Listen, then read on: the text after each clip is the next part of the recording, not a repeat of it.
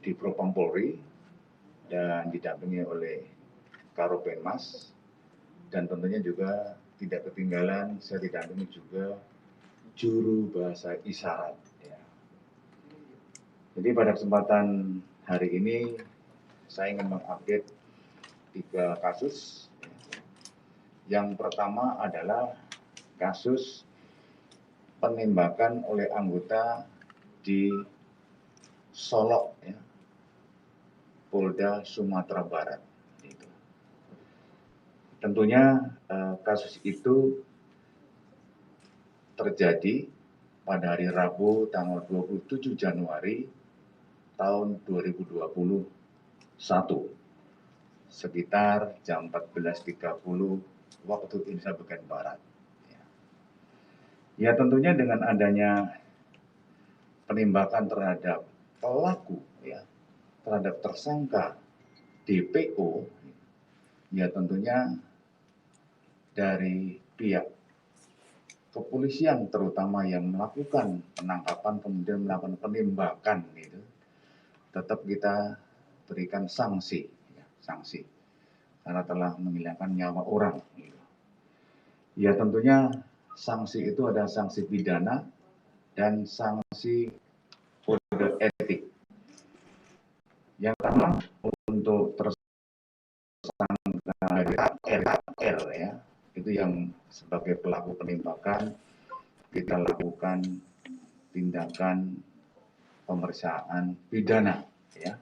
Yang bersangkutan kita kenakan pasal 351 ayat 3 KUHP, ya.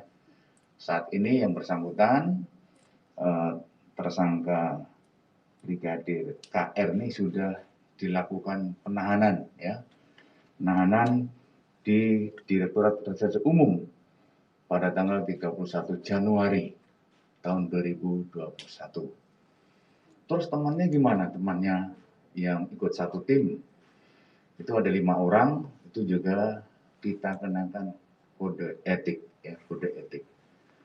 Jadi itu yang dilakukan oleh kepolisian dan kita transparan. Ini sudah kita sampaikan sebenarnya, tapi sudah sekarang kita ulang kembali. Yang ada di Solok, ya, Polda Sumbar sudah kita lakukan penindakan. Itu yang pertama, yang kasus di Polres Solok Selatan, Polda Sumatera Barat. Dan yang kedua adalah kasus yang ada di Balikpapan, Kalimantan Timur, ya, yaitu ada tersangka pencurian dengan pemberatan, ya, itu atas nama tersangkanya itu Herman, ya, alias Tokek bin Sanudin. Ini kena pasal 363 KUHP. Ini tersangka ini ditangkap, ya, ditangkap oleh unit opsional Reskrim Polresta Balikpapan, ya, yaitu pada tanggal 2 Desember 2020 sekitar pukul 23.00. Tersangka ditangkap, ya, kemudian dibawa ke kantor polisi, ya, di Polresta Balikpapan oleh satu unit opsional, ada 6 orang, ya, yang dipimpin oleh seorang Ibtu, yaitu kanitnya. Kemudian terjadilah dugaan penganiayaan, ya, sehingga mengakibatkan tersangka pencurian dengan pemberatan ini meninggal dunia. Ya. Tentunya apa yang sudah kami sampaikan, bahwa kita juga transparan menyampaikan apa yang dilakukan oleh Propam, ya, dari Polda Kalimantan Timur. Ya tentunya Propam Kalimantan Timur juga di backup oleh Divpropam Mabes Polri untuk mengawasi, sama dengan yang di Sumbar juga sama, Propam Polri mengawasi, ya, yang dilakukan oleh penyidik Propam Polda, ya, Polda Kaltim maupun Polda Sumbar. Akhirnya Kanit ya, kanit opsional tersebut atas nama Ibtu RH itu bersama dengan 5 anggota lainnya itu sudah dimutasi ke Yanma Polda Kaltim itu setelah adanya kejadian tersebut gitu. Jadi sekitar ya tanggal 4 ya, 4 Desember sudah kita mutasikan ke Yanma Polda Kalimantan Timur. Kenapa dipindahkan? Ya, untuk memudahkan pemeriksaan ya, memudahkan pemeriksaan. Kita sudah mendapatkan saksi 7 orang dan kemudian kita mendapatkan juga ada 6. Jadi tersangka ini kita kenakan pidana dan kode etik ya ini.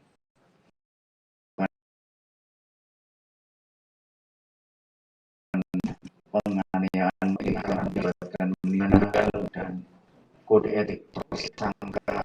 Jadi yang bersangkutan tersangka ini setelah dimutasi ke Yanma copot dari jabatannya. Saat ini masih dalam proses oleh penyidik Polda Kalimantan Timur. Ini yang kedua, teman-teman ya. Kemudian yang ketiga berkaitan dengan meninggalnya saudara Sony Iranata di Rutan Salemba Cabang Bareskrim Polri.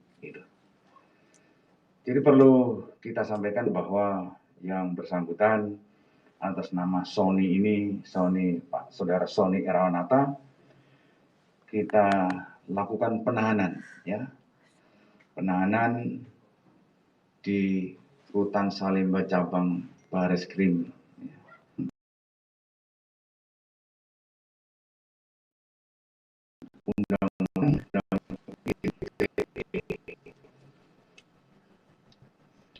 pada tanggal 4 Desember kita lakukan penahanan ya. Ini ditahan, ini suratnya penahanannya. Kita lakukan penahanan. Kemudian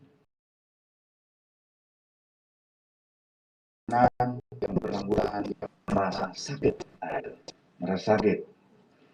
Kemudian petugas jaga tahanan dan dokter ya yang mengawasi ataupun yang bertugas di rutan ya. Kemudian penyidik mengirim surat ke rumah sakit Polri untuk dilakukan pembantaran ini ya. Ini sudah kita lakukan ya, ada suratnya.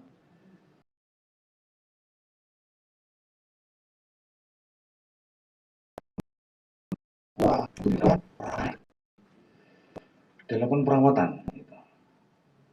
Kemudian ini kami sampaikan perawatan dari rumah sakit ini banyak ya, jadi tidak hanya sekali, tapi ada banyak yang dilakukan.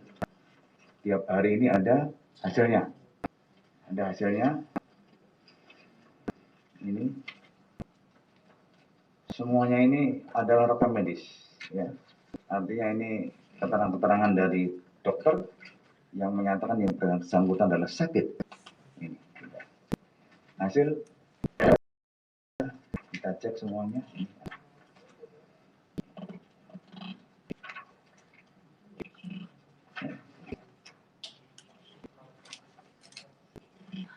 Ini semua ya.